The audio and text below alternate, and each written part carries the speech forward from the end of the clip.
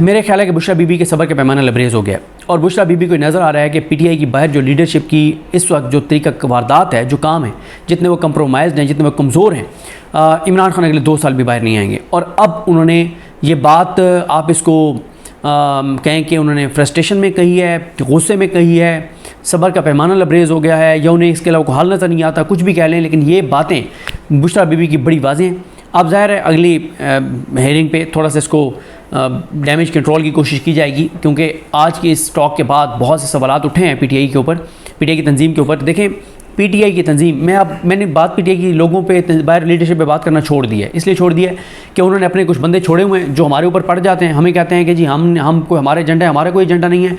आप अगर राज़ी हैं, पीटीआई के कारकुन इस लीडरशिप से राज़ी हैं, तो हमें क्या मसला है। अगर वो ये समझते हैं कि पीटीआई की बाहर जो लीडरशिप है ये इमरान खान को रिहा करवा लेगी, तो 100 बिस्मिल्लाह, आप रहे मुतमिन। लेकिन हमारा काम है बताना कि जो पीटीआई की बाहर लीडरशिप जिस तरह की वारदातें डाल रही है, मुझे अगले 2 साल भी इमरान खान रिहा होते हुए नज़र नहीं आते। अभी आप पिछले 48 घंटे की देख लें, पिछले 48 घंटे में 11 लोग पीटीआई के जो है वो जबरी तौर पे गुमशुदा हुए हैं, सोशल मीडिया वाले, और उनमें से 4 ने किसी को नहीं पता चलने दिया, और उन्होंने यहाँ तक कहा है कि पीटीआई हमारे लोगों को ऑन मत करे कि ये हमारे पीटीआई के लोग थे। क्यों?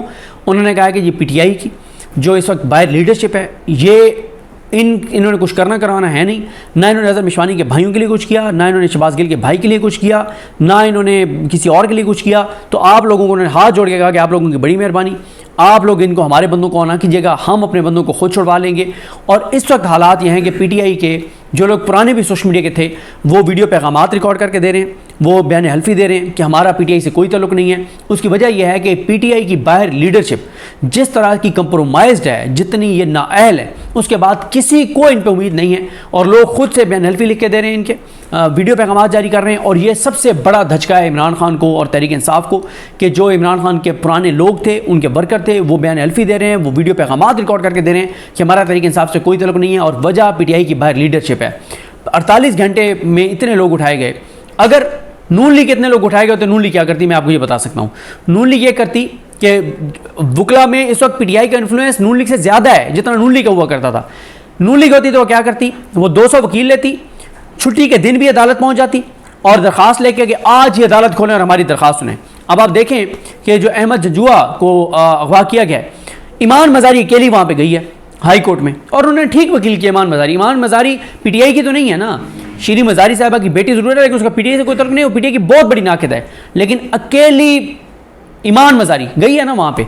कितने आज पीटीआई के लोग वहाँ पे गए हैं इस्लामाबाद कोर्ट में, अहमद जजुआ, इस पर रिजवान के मामले पे, इन चीज़ों के ऊपर देखें। अगर नून लीग होती, उनके 200 वकील पहुँच जाते छुट्टी के दिन चीफ जस्टिस के पास, chief justice Lahore high court के पास भी, चीफ जस्टिस सुप्रीम कोर्ट के पास भी, चीफ जस्टिस इस्लामाबाद कोर्ट के पास भी, कि आज ये अदालत खोलो और इस मामला को टेकअप करो। और अगर नून लीग होती तो नून लीग ये करती कि जैसे अगला वर्किंग डे परसों सोमवार आ रहा है, तो सुबह 9:30 बजे 200 उनके लोग कमरे अदालत के अंदर होते और आते चीफ जस्टिस को कहते कि सर ये मामला हो गया और आप इसको टेकअप करें। हाँ, अब काजी फैसल तो अगले हफ्ते नहीं बैठ रहे, लेकिन मंसूर अली शाह साहब बैठ रहे हैं, उस कमेटी कैसे हैं जिसने केसेस लगाने हैं। तो पीटीआई की बाहर जो लीडरशिप है, जो इनके हालात हैं, जो इनके सूरत हाल है, इसमें ना तो जबरी गुमशुदगियाँ रुकेंगी, ना इमरान खान की रिहाई होगी, ना ही इनकी वजह से कुछ होगा। अगर कुछ होगा तो वो अदालतों की वजह से होगा, जो अदालतें खड़ी हो गई हैं, जजेस खड़े हो गए। लेकिन तहरीक इंसाफ की लीडरशिप 100% कंप्रोमाइज्ड है। और बैरिस्टर गौर साहब जो हैं, वो आज तक बेचारे खुद एक्सेप्ट ही नहीं कर पाए कि मैं चेयरमैन हूँ पार्टी का, मेरे पास कोई इख्तियार है। वो आज भी अपने आप को नंबर 2 समझते हैं, इमरान खान का नहीं। इमरान खान का नंबर 2 समझे कोई मसला नहीं है, वो हर पार्टी के बंदे का अपने आप को नंबर 2 समझते हैं। बाकी चीज़ें आपके सामने, कौन क्या कर रहे हैं, खुद जाके उन्होंने अपने सोशल मीडिया वालों के नाम दिए हैं सारों के, ये चला रहा है, उनके ऊपर सख्तियाँ आ गई बेचारों के ऊपर। तो इसलिए जितनी होम्योपैथिक इनकी इस वक्त हिकमत अमली है, जितने ये बैकफुट पे, जितने ये कमज़ोर हैं, जितने ये कंप्रोमाइज़ हैं, ये इमरान खान की कीमत पर अयाशियाँ कर रहे हैं, ये इमरान खान की पॉपुलैरिटी पे अयाशियाँ कर रहे हैं। ये बात अब पहले मैं नहीं मानता था, आज पहली बार मैं ये बात मानता हूँ कि ये खुद चाहते हैं कि इमरान खान जेल में रहे। इन्हें पता है जिस दिन इमरान खान जेल से बाहर आ गया, सारी नज़रें तो इमरान खान पर लग जाएंगी। इन्हें टीवी ने क्या कहाँ दिखाना है, इनको किसने पूछना है, इनको किसने मुँह लगाना है। और इमरान खान जब आएंगे, एक बात और आज आप मैं आपको बता रहा हूँ, ये मेरा क्लिप काट के रख लें। इमरान खान जब बाहर आएंगे ना, शुरू में वो कोई ऐसा बयान नहीं देंगे, ज़ाहिर है उनको कुछ टाइम लगेगा चीज़ों में। एक दिन ऐसा आएगा, आपको मेरे एक क्लिप याद आएगा, शुरू में इमरान खान तारीफ़ करेंगे पार्टी की, नहीं नहीं इन्होंने बहुत अच्छा काम किया, इन्होंने बड़ी मेहनत की, इन्होंने बड़ी कोशिश की, इन्होंने मेरी रिहाई के लिए ये किया वो किया। एक टाइम आएगा, मेरा एक क्लिप संभाल के रख लें, इमरान खान कहेगा कि मैं बहुत जल्दी बाहर आ जाता अगर पीटीआई की बाहर मौजूद लीडरशिप सिंसेरिटी के साथ जदोजहद करती, अगर सिंसेरिटी के साथ मेरी रिहाई की जंग लड़ती, मैं बहुत जल्दी आ जाता। इतना अरसा ना सनम जावेद अंदर रहती, ना अली हमजत ना अंदर रहती, ना इजाज़ चौधरी रहते, ना डॉक्टर यास्मीन, ना उमर सरफराज चीमा, ना कोई और। आज पीटीआई के जितने लोग जेलों के अंदर हैं, सनम जावेद को क्या पीटीआई ने रिहा करवाया है? पीटीआई ने कोई इसके लिए कुछ किया है? वो तो मियां अली इशफाक ने उसकी जंग जिस तरह से ज़बरदस्त तरीके से लड़ी है, और क्रेडिट जाता है लाहौर हाई कोर्ट के जजेस को जिन्होंने तारीखी फैसला दिया, आसिफ जावेद घुराल साहब ने। तो पीटीआई की बाहर जो लीडरशिप है, जो उनके हालात हैं, मुझे ना इमरान खान जल्दी रिहा होते हुए नजर आते हैं, और आज बुशरा बीबी ने जो बात की है, सब्र का पैमाना लबरेज हो गया। उनको नजर आ रहा है कि पीटीआई बाहर उस तरह की चीज़ें नहीं करी जो करनी चाहिए, और उनको ये लगता है कि अब इमरान खान को खुदा न खास्ता कोई नुकसान पहुंचाया जा सकता है, क्योंकि सब कुछ करके देख लिया गया, कुछ नहीं हुआ, तो इमरान खान को नुकसान पहुंचाया जा सकता है उनकी ज़िंदगी को। इसलिए बुशरा बीबी ने आज ये सारी बातें की हैं, नया पिंडोरा बॉक्स खुला है, और इसका अब देखते हैं चीज़ें क्या होती हैं, किस तरह आगे बढ़ती हैं। वो हुई बरी हुई, और उनको बुलाया गया ऑफिस में, सुपरिटेंडेंट के ऑफिस में, और वहाँ पे कहा गया कि ये रजिस्टर है, आप साइन करें और हम आपको जो है वो रिहा कर रहे हैं। उन्होंने कहा कि ऐसे नहीं, मुझे पता है कि तुम लोगों ने मुझे दोबारा गिरफ्तार करना है, तो झूठ बोलने की क्या ज़रूरत है।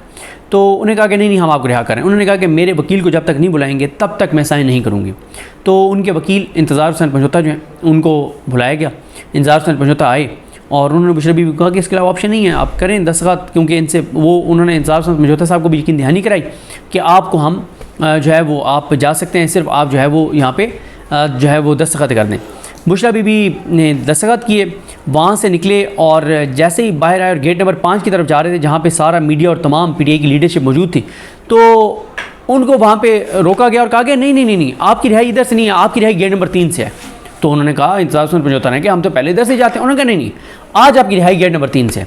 अच्छा, बुशरा बीबी गेट नंबर 3 की तरफ चल पड़ी, और इंतज़ार हुसैन पंजोता जो है वो भागे गेट नंबर 5 की तरफ, ताकि वहाँ पे जाके और बताएं कि सब मीडिया और सब आ जाएं, क्योंकि बुशरा बीबी ने ये कहा था कि मुझे आपने गिरफ्तार करना है, करें, लेकिन मीडिया के सामने करें, ताकि सब ये देखें कि आप किस तरह मुझे गिरफ्तार कर रहे हैं।